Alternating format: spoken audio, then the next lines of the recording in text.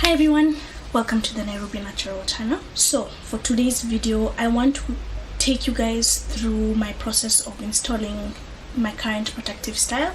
This was an interesting experience for me because it was a series of firsts for me. So firstly, it was my first time blending different kinds of hair. I had Marley braids from a previous installation. I think it was in December, when I installed Marley braids.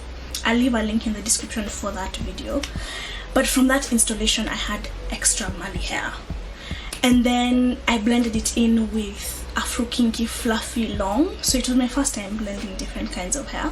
The second thing is I had planned on crocheting my hair, a plan that did not go according to plan. It didn't happen the way I had hoped it would, and because of that, this leads into the third thing, which is I ended up having to feed in hair, which is something I've never done before. So it was a very interesting experience. I've been trying to learn how to crochet, so if you guys know of any videos I can watch or any YouTubers, anyone that you know that does a really good job at crocheting and is really good at explaining how to do it, please let me know down in the comments or just send me a DM, because I would really like to learn how to crochet my hair. This video will be in two parts just because of how extensive it is and the different steps that I had to take to achieve this hairstyle. So this is part one. Part one is covering the pre-installation process, and then part two will cover the installation and the maintenance process. If this sounds like something that you're interested in, continue watching. When it comes to the pre-installation process, there are a bunch of things that I had to do. The first thing covers the extension hair that I was working with. Like I mentioned, I had some extra Marley hair from a previous installation, but it wasn't enough to cover my whole head, so I needed more hair. And when I was thinking about it, Afro Kinky to me tends to be quite similar to Marley hair in terms of feel, so I thought it would be the best option to go with. I already had my Marley hair, but now I needed to get my Afro Kinky fluffy hair. I purchased my Afro Kinky from True Cosmetics, the one that's at Westland Square. I got 2 packs, and each pack came with 20 individual hairs. So that came to 40, basically 40 hairs, and the whole thing cost me less than 1,000 shillings. Altogether for the two was less than 1,000 shillings. Once I got my Afro Kinky hair, the next step was to soak my hair. I didn't have to soak my Marley braids, my Marley hair, because I had soaked them before in the previous installation. So I soaked the Afro Kinky hair. If you'd like to see how I usually soak my extensions, I will leave a link in the description with a video that shows you how I do it. But this is something that has become a part of my routine. Whenever I want to install a protective style, is I'll soak the hair that I want to use. The next thing that I did was unraveling the hair. When you get Afro Kinky hair, when you're buying it, it's usually braided. Can you say twisted up? Maybe twisted up. So it's almost like individual, already made hairs. And if you're looking for the bulky, if you're looking for the fluffy look, you should probably unravel the Afro Kinky hair. So that was the next thing that I did after that dried from the soaking, is I unraveled the hair. I'll leave a link in the description with a video that shows you exactly how I unraveled each individual hair. Then after unraveling, I unraveled it even further into 2, because one of them, using the one, it's really bulky. So I found it easier to just separate it further into 2 and then using each hair, I guess you could say. I'll have a video, I'll have a tutorial at the end of the part 2 video. There'll be a video showing exactly how I did it, so then you'll understand further. After unraveling the Afro Kinky hair even further, I ended up having almost 80 pieces, right? Because it's 40 hairs, and then you unravel each hair, and then you unravel and you separate it into 2.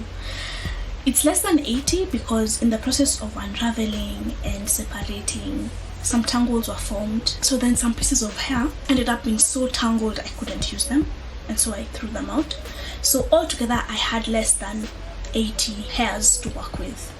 Gosh, I've said hair so many times. The next part was preparing my own natural hair for the installation. My plan is to have this protective style in for 6 to 8 weeks. That's a very, very long time without washing, conditioning, deep conditioning, basically without doing my usual hair routine. When my hair is in a protective style, especially a long-term one with extensions, I don't like to wash it or deep condition. I find that it makes my hair really bulky. It becomes really stressful in terms of drying. It ends up causing a lot of frizz for me, so I just prefer to leave my hair alone. That's what to say, I won't do things here and there to help my hair. I still oil my scalp and my edges, and sometimes I'll come up with a moisturizing hairspray and I'll spray my hair.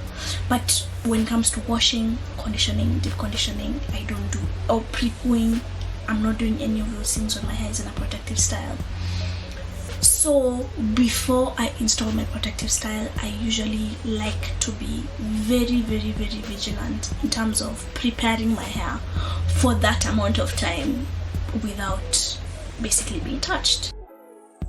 The first thing I did was overnight pre-poo using my usual flaxseed gel oil mix. This is my staple when it comes to pre-pooing my hair. I will leave a link in the description showing you guys how I prepare my flaxseed gel that I pre-pooed overnight. The next thing I did, now the next day was wash day. So the first thing I did when it comes to cleansing my scalp was I did a bentonite clay mask to cleanse my scalp. I wanted my scalp to be very clean before installing my protective style because I don't want to experience any scalp irritation. Nextly, I went in with a henna hair mask. This I left in my hair for 3 to 4 hours. The purpose of this was not only to condition my hair but mostly to strengthen my hair in preparation for the amount of time that it's going to be in a protective style. Then I followed it up with a moisturizing deep conditioner. It's really important because from the bentonite clay and from the henna hair mask, my hair was kind of dry, so it needed a lot of moisture, and I got this through my deep conditioner. What I did this time though, because usually when it comes to deep conditioning I'll use my store-bought conditioner, I had some residue, some Ayurvedic powder residue from a previous oil infusion that I'd done. So what I did was I mixed these Ayurvedic powders with my moisturizing deep conditioner, and then that is what I used to now deep condition my hair. It left my hair feeling super moisturized. Once I'd finished with my wash day activities, I then went on to moisturize my hair, seal it. After moisturizing and sealing, I sectioned my hair into twists and left it overnight to dry and also to be stretched.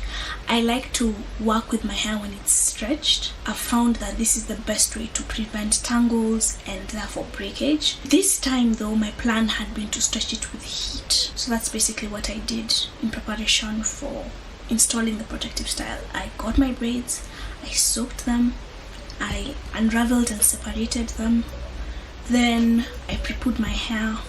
I did a bentonite clay mask as a cleanse.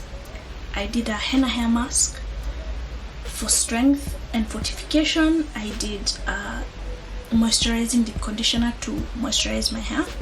Then moisturized, sealed and sectioned it into twists in preparation for the next day when I was going to stretch my hair with heat. And that's basically what the pre-installation process looked like for me. Stay tuned for part 2. It'll be coming a week after I've uploaded this video. But that's it for me, guys. See ya!